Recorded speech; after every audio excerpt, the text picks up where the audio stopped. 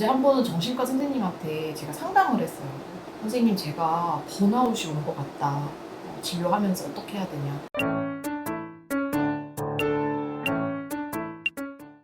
네, 여러분 안녕하세요. 오늘은 배경이 좀 바뀌었죠. 여기는 복부 초음파실입니다. 제가 보통 진료실이 없으면 우리 환자분들이 제가 가서 놀고 있다고 생각하는데, 저는 진료가 없을 때는 여기 복부 초음파실에서 거의 일을 하고 있는 경우가 많은 것 같아요. 자, 오늘은 너무 가슴 아픈 기사를 봐서 여러분들이랑 좀 얘기를 나누고 싶어서 가지고 왔어요. 그 뉴스 제목이 알코올 중독 30대 아들을 살해한 어머니 징역 3년 이렇게 되고요. 작년 5월에 이제 부산에서 있었던 일입니다. 아들이 34살인데 10년 전부터 직업이 없이 계속 집에서 술만 먹었대요. 근데 이제 어머니가 10년간 계속 아들을 부양을 했고, 10년째 되는 어느 날 밤에 이날도 또 술을 계속 먹고 자다 깨서 박수치고 자다 깨서 박수치고 막 이래서 어머니가 너무 화가 나셨나 봐요. 그래서 편백나무 그 안마봉으로 내 아들을 때렸는데 아들이 죽은 거예요. 그래서 이 어머니가 재판으로 가게 됐고, 재판부에서는 이렇게 얘기를 했대요. 술에 의존하며 살아가는 피해자를 약 10년간 적극적으로 부양해 온 점을 고려해서 징역 3년으로 처한다. 그러니까 일반적으로 우리가 사람을 죽이게 되면 받는 양형보다는 다행히 좀 적게 받긴 하셨는데, 저는 이게 진짜 너무 마음이 아프더라고요. 이거 남일 같지가 않고. 이게 다른 게 아니라, 저도 이제 알코올 환자분들을 진료를 많이 보잖아요. 근데 이제 알코올 환자 진료가 저는 너무 힘이 듭니다. 그러니까 내과적 질환도 물론 있는데, 이분들은 이제 중독이라는 정신과적 질환이 같이 있는 경우가 조금 많이 있거든요.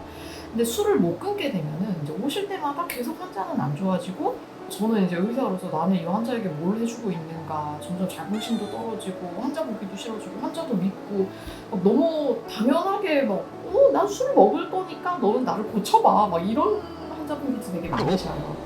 의사가 이렇게 힘든데 가족은 오죽하겠습니까? 그 알코올 환자분들이랑 오시는 가족분들이 제 앞에서 진짜 많이 울 때도 있고, 막 하소연 하시는 거는 그냥 기본이고요. 아주 화가 많이 나시는 분들은 저한테도 가끔 화를 내실 때가 있어요. 병원 다니는데 왜 이렇게 계속 안 좋아지는 거냐. 아마 정답은 알고 계시겠죠. 근데 이제 저는 항상 이제 그런 상태에서는 알코올 중독 치료, 그 다음에 시설 입소 이런 걸 적극적으로 권유를 해드리는데, 또 보호자분들 입장에서는 어딘가 그 시설에 넣고 하는 게 또 마음이 아프신가 봐요. 여러분, 제가 생각했을 때 이제 인간관계가 뭐 친구관계, 부모관계 뭐 이렇게 여러 개가 있잖아요. 남녀관계. 그 중에 가장 끈끈한 관계가 부모랑 자식 간의 관계거든요. 그러니까 부모는 사실 무조건적으로 자식을 사랑하는데, 그 관계마저 끊게 만드는 게 알코올입니다. 네, 그래서 참 너무 남일 같지가 않았고, 언제 한 번은 정신과 선생님한테 제가 상담을 했어요. 선생님, 제가 번아웃이 온 것 같다. 진료하면서 어떻게 해야 되냐.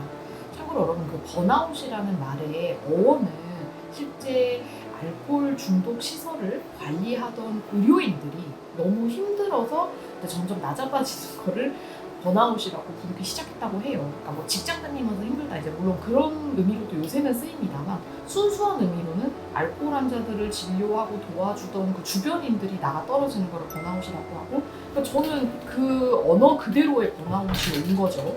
근데 이제 의외로 정신과 선생님의 대답은 거리를 둬라. 거리를 두고 어떻게 할 수가 없다 얘기를 하시더라고요. 그래서 이게 정답이겠구나라고 처음에는 못 느꼈어요. 그래도 이제 의도적으로 조금 노력을 하고, 병은 병이고 이 사람의 중독은 내가 어떻게 해결할 수 없고 나는 조언을 할 수 있을 뿐이고, 이 사람이 술을 끊고 말고는 내 책임은 아닌 거다. 이건 환자의 책임인 거다. 이렇게 생각을 하는 도중에 얼마 전에 되게 도움이 되는 영상을 만났습니다. 법륜 스님 증문즉설 하시는 거 아시죠?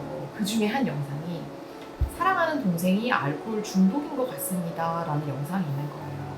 종교인이니까 이런 고민을 얘기하면 사랑으로 감싸줘야 됩니다 이렇게 얘기를 하실 줄 알았는데, 의외로 스님께서 굉장히 단호하게, 약간의 관계 단절까지는 아니지만 할 수 있는 것까지는 하지만 내가 할 수 없는 거에 대해서는 선을 분명히 그어야 된다. 알코올 환자들은 그렇게 힘들어하지 않습니다, 여러분. 환자 본인은 제가 장담하는데 안 힘드세요. 오히려 주변에 있는 분들이 훨씬 10배 넘게 힘들고요.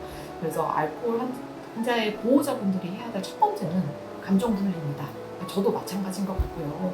전국의 수많은 알코올 드시는 분들의 가족분들 정말 너무 고생하시는 거 잘 알고 있고, 중독 시설이라든지 아니면 이런 알코올에 대해서 조금 사회적으로 경각심을 가졌으면 좋겠는데 뭐 정부도 그렇고 알코올 정책에 대해서는 다들 관심이 없는 것 같고요. 네. 아무튼 저 기사도 그렇고 그다음에 저도 되게 많이 고민하던 사항이라서 거기에 대한 답이 또 우리 법륜 스님의 영상이 아닐까 싶어서 소개를 시켜드립니다. 나중에 시간 내셔서 요 밑에 있는 법륜 스님 영상 꼭 한번 봐주세요. 여러분 기운 내시고 저도 기운 내겠습니다. 항상 건강하세요.